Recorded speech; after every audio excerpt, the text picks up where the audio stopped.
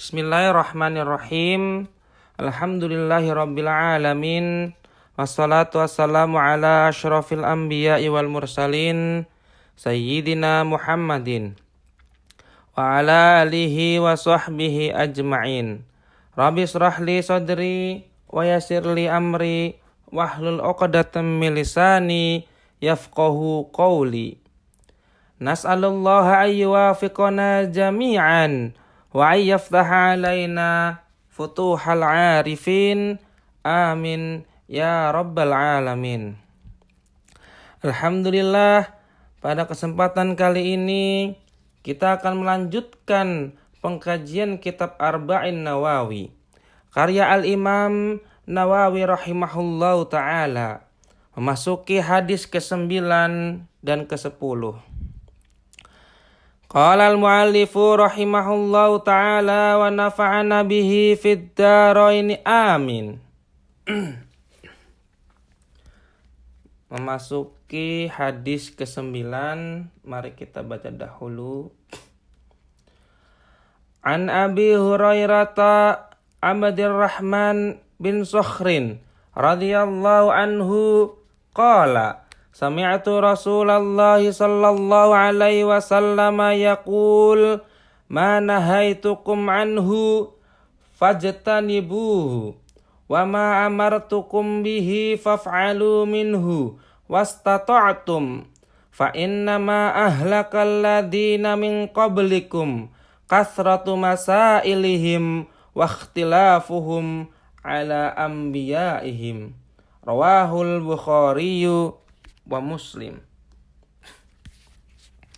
Baik, mari kita takhrij hadis ke-9 ini. Sumber hadis kita bisa dapati di dalam Sahih Bukhari, kitab Al-I'tisam bi kitabi wa sunnah, hadis nomor 7288. Bisa juga didapati di dalam Sahih Muslim, kitab Al-Fadail, nomor hadis 1337 atau 1734. Hadis ini juga diriwayatkan oleh Sunan An-Nasa'i, Sunan Ibnu Majah, dan Musnad Ahmad. Derajat hadis ini yaitu sahih. Hadis ini diriwayatkan oleh Bukhari dan Muslim, sehingga statusnya adalah menjadi muttafaqun alaih. Perawi hadis ini yaitu Abu Hurairah radhiyallahu anhu. Nama lengkapnya adalah Abdurrahman bin Sakhr ad-Dausi, sahabat yang paling banyak meriwayatkan hadis dari Nabi Muhammad sallallahu alaihi wasallam. Baik, mari kita artikan hadis di atas. An Abi Hurairah Abdurrahman bin Sakhrin radhiyallahu anhu, dari Abu Hurairah Abdurrahman bin Sakhr radhiyallahu anhu, qala, ia berkata, sami'tu Rasulullah sallallahu alaihi wasallam yaqul, aku mendengar bahwasannya Rasulullah sallallahu alaihi wasallam bersabda, ma nahaitukum anhu wajtanibuhu, apa yang aku larang kalian darinya, apa yang aku larang kalian darinya, maka jauhlah. Wa ma amartukum bihi faf'alu minhu mastata'tum, dan apa yang aku perintahkan kepada kalian, maka lakukanlah sebisanya atau semampunya. Fa innama ahlakal ladina min qablikum, karena sesungguhnya yang membinasakan orang-orang sebelum kalian, artinya umat-umat sebelum Nabi Muhammad, kasratu masailihim, adalah banyaknya pertanyaan mereka, wa ikhtilafuhum ala anbiya'ihim, dan penentangan mereka terhadap para nabi mereka. Rawahul Bukhari wa Muslim. Hadis ini diriwayatkan oleh Imam Al-Bukhari dan Imam Muslim. Hadis ini menekankan ketaatan terhadap perintah Rasulullah sallallahu alaihi wasallam dan menjauhi larangan serta memperingatkan bahaya banyak bertanya dan membangkang terhadap Nabi sebagaimana terjadi pada umat-umat terdahulu. Di sini ada poin-poin penting yang harus kita pahami. Seperti manahaitukum anhu wastanibu, yaitu larangan Nabi harus dijauhi secara total karena itu menunjukkan kehati-hatian di dalam agama.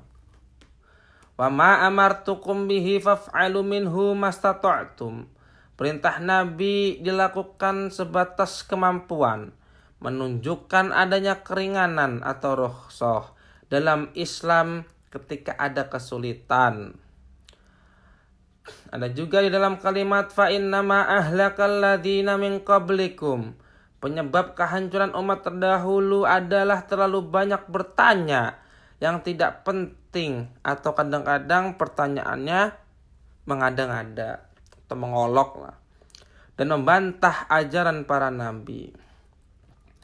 Pelajaran akhlak dan fikih yang kita dapat, yang pertama yaitu etika bertanya dalam agama. Jangan berlebihan apalagi bertanya untuk memperumit.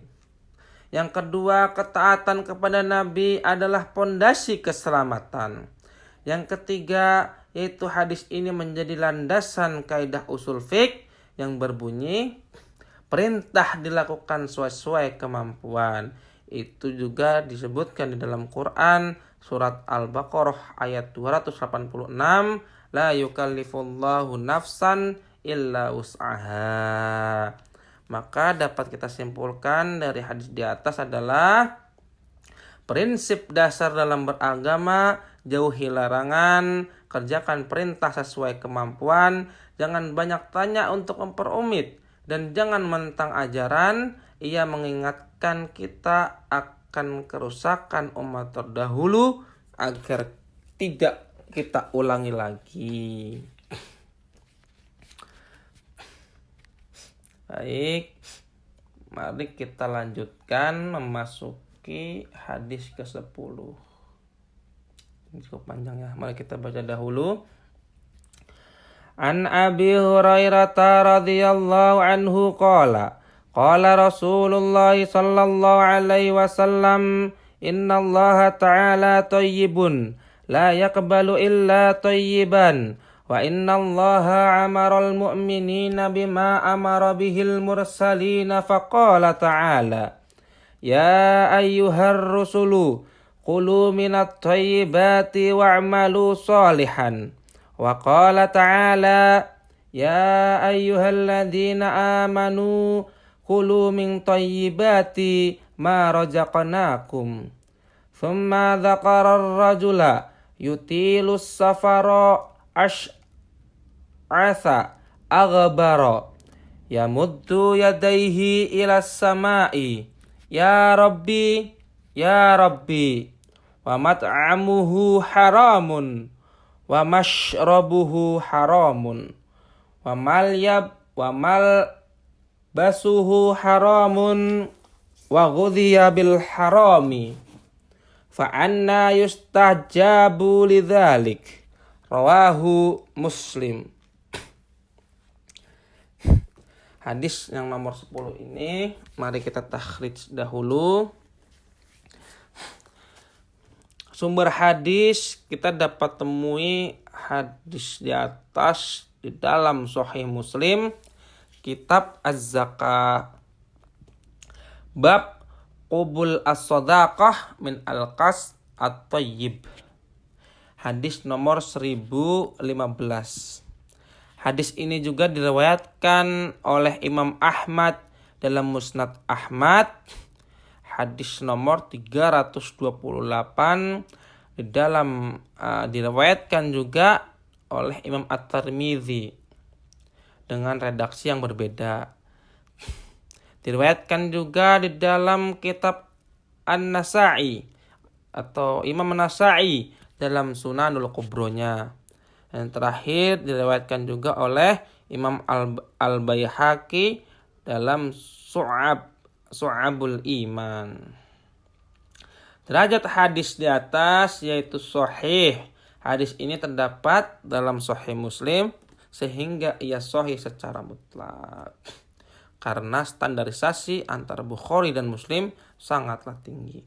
Perawi hadis ini yaitu Abu Hurairah radhiyallahu anhu. Nama lengkap beliau yang sudah disebutkan di atas itu yaitu Abdurrahman bin Sakhar Ad-Dausi, sahabat yang paling banyak meriwayatkan hadis Nabi sallallahu alaihi wasallam. Mari kita artikan hadis di atas. An Abi Hurairah radhiyallahu anhu, dari Abu Hurairah radhiyallahu anhu, qala, ia berkata, qala Rasulullah sallallahu alaihi wasallam, Rasulullah sallallahu alaihi wasallam bersabda, innallaha ta'ala thayyibun la yaqbalu illa thayyiban. Sesungguhnya Allah maha baik, thayyib, maha baik, dan tidak menerima kecuali yang baik-baik atau yang halal atau yang bersih. Wa innallaha amaral mu'minina bima amara bihil mursalin. Dan sungguh Allah memerintahkan kaum mukminin sebagaimana yang diperintahkan kepada para rasul. Faqala ta'ala, maka Allah berfirman, ya ayyuhar rusulu kulu minat thayyibati wa'malu sholihan. Wahai para rasul, makanlah dari makanan yang baik-baik dan beramallah dengan amal soleh. Quran surat Al-Mu'minun ayat 51. Wa qala ta'ala, dan Allah juga berfirman di dalam Al-Quran, ya ayyuhalladzina amanu kulu min thayyibati ma razaqnakum. Wahai orang-orang yang beriman, makanlah dari rezeki yang baik-baik yang kami karuniakan kepadamu. Quran surat Al-Baqarah ayat 172. Thumma dzakara ar-rajula yutilus safara ash'atha agraba. Lalu beliau menyebut tentang seorang lelaki yang melakukan perjalanan panjang. Rambutnya kusut dan tubuhnya penuh debu. Yamuddu yadaihi ilas samai, ya Rabbi, ya Rabbi. Ia menadahkan atau mengadahkan tangannya ke langit seraya berkata, wahai Tuhanku, wahai Tuhanku, atau ya Rabbi, ya Rabbi. Wa mat'amuhu haramun, sementara makannya haram. Wa mashrabuhu haramun, dan minumnya pun haram. Wa malbasuhu haramun, dan pakaiannya pun haram. Wa ghudhiya bil harami, dan ia diberi rezeki dari hal yang haram. Fa anni yustajabu lidzalik, maka bagaimana mungkin doanya akan dikabulkan. Rawahu Muslim, hadis diriwayatkan oleh Imam Muslim.